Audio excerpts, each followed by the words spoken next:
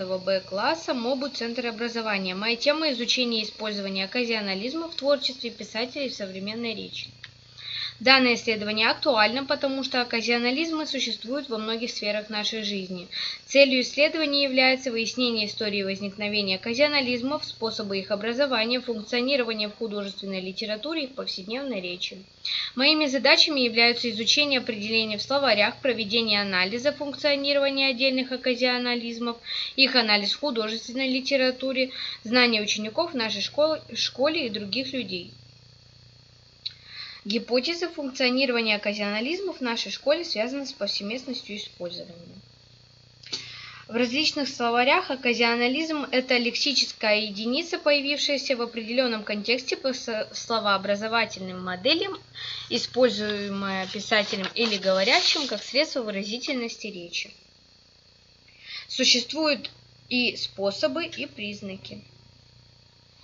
Оказионализмы в своем творчестве употребляли и поэты, и прозаики. Например, Обломовщина Гончарова, Карамазовщина Достоевского, Маяковский любил придумывать новые слова, громадье, медногорло, стихачество и многие другие. Есенин и его слово «среброзвоны», Северянин со своими «сюрпризерки» и «грызерки», а также Цветаева и со словами «обезнойно» и «обижемчужина».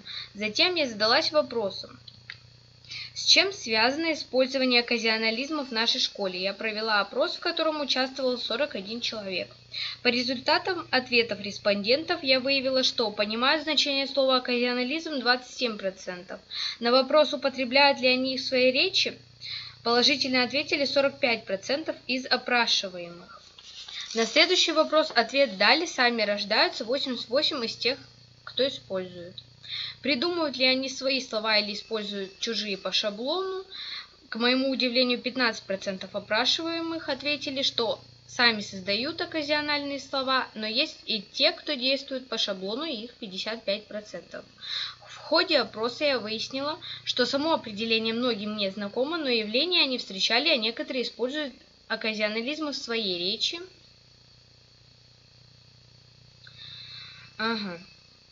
Использовать это средство могут люди любого поколения, потому что это характерно для современного общества. В заключение хочу сказать, создание и использование оказионализмов в речи – это отражение состояния языка, поэтому используется повсеместно. У меня все, спасибо за внимание.